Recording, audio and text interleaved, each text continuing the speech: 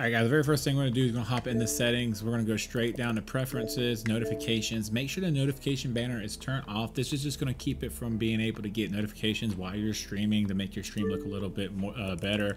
After that, you wanna go up to accounts, go to privacy and online safety, go to Xbox privacy, and make sure this is turned to customs. Once it's turned to customs, you wanna go to view details and customize. Go to communication and multiplayer. You want to scroll over just so you can see this one right here. Others can communicate with voice and text and invites. You're gonna make sure that says everybody, and then you're gonna also go here. It's gonna say you can communicate outside of Xbox, and you want to make sure that also says everybody. Once you do that, you're gonna come back out and you're gonna come down here to game content. And you just want to go down here to make sure live stream is enabled, allowed. Of course, we want to make sure we can live stream from the Xbox itself. And then after you check that, you want to back out 2 times, come back to this screen right here, come down to apps and privacy, and you're going to come right here. And this is just want to make sure your camera is enabled to be able to stream with through Twitch, and then your microphone is enabled so you can use your microphone to go through Twitch as well. After you're done with that, make sure you come back to general, go to network settings, come down to test speeds and statistics, and you're totally just going to come here to check your upload speed to keep track of it. Pro tip, a lot of people don't know this, but before you go live on Twitch or you stream or anything like that, a really good thing to do is actually to reset your router, your modem, whatever it is, just to dump all the memory and stuff, and you have a fresh upload speed, fresh download speeds and stuff. It really does help.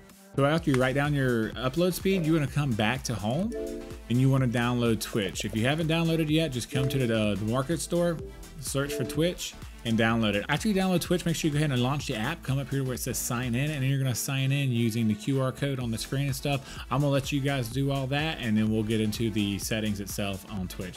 After scanning the QR code and you log into Twitch, all you're gonna do is come up here to broadcast, and this is where we're gonna get into all the settings at. The very first thing you wanna do is come over to destination, make sure it says Twitch, of course, and then your camera position is simply where's your camera gonna be placed for you have it hooked up. A USB camera will work on an Xbox. If you have a DSLR or a mirrorless camera, you will need to get a miniature capture card. Of course, I'll have links in the description where you can get those things. Super cheap, super easy. But I like to put mine center right. Some people like to put them center left. It's just preference where you would like to have it.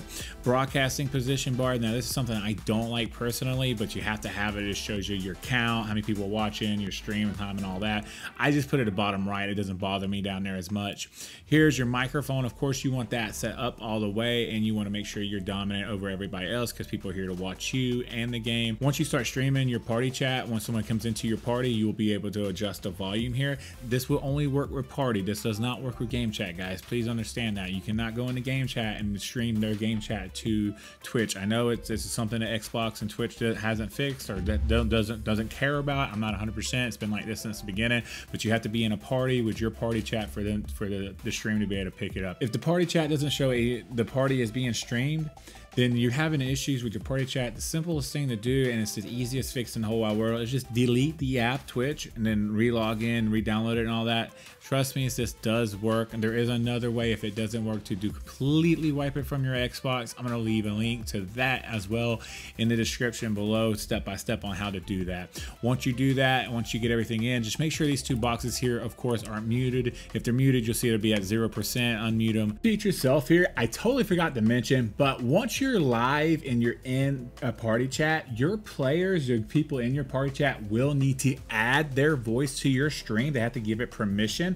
Another stupid thing in my personal opinion, but it is what it is. So right here in the party chat, they'll have an option to where it says add voice to stream, and you can see where I'm going in between. What's in between, it says party is being streamed. If you see that, your party chat's working. If you don't see that, then it's not working, it's not streaming to Twitch. That's when you do need to delete the app and reinstall it. This can also be done on PC. So if you have a friend that you're playing with that's in your Xbox party using the Xbox game bar, let them know that they can also add their voice to your stream through the app on the PC, and you're good to go. Your game chat, your game volume, personally, I would play with it 60, 70, maybe 80 tops, but realistically, if you're playing a really loud game like Warzone or something like that, you want to keep it probably around 60 to 70, but make sure you listen on your, do a practice stream. Don't tell people you're streaming, go online and listen to it yourself, play a couple of games. and then see what you got. Now bitrate, this is super simple. I'm gonna leave a link down below. That number you wrote down for your upload speed, you're simply gonna go to that link, put in your upload speed, and it'll tell you what your bitrate should be. Now personally, me, since I have Comcast, but I'm not on FiberWire, and it kind of stutters and goes back and forth. And I'm supposed to have 40, but sometimes it'll drop to like 10 and then back up to 40. So just so I don't have upsets and lag stuff in my stream, I just put it on 45. I think 45 is a good sweet spot, and you won't have a whole lot of issues if you have anywhere from 5 up. Now stream resolution, of course, I'm going to recommend you do 1080. Now if you're at 45 bitrate and you're having issues at 1080, just drop it down to 720. Majority of the audience are watching on phone anyways, so they're not going to really be able to notice the difference from 1080 to 720 anyways.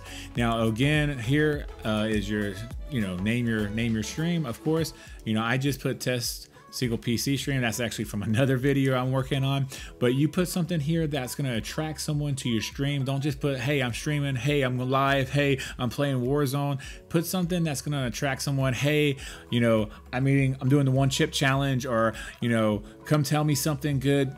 Interest somebody, get someone's interest peaked to come in and say hi to you and see what you got going on.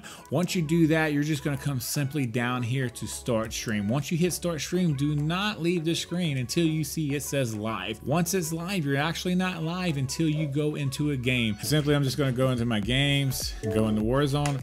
Once you go into Warzone, the Twitch will pick it up. It will start streaming.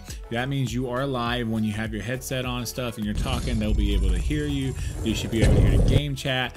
All that should be able to be heard. If you want to upgrade your game and you want a good pro controller with 6 different buttons on it, make sure you check out my video, the Chroma V2 controller. I'll see you guys in the next one. Peace and love.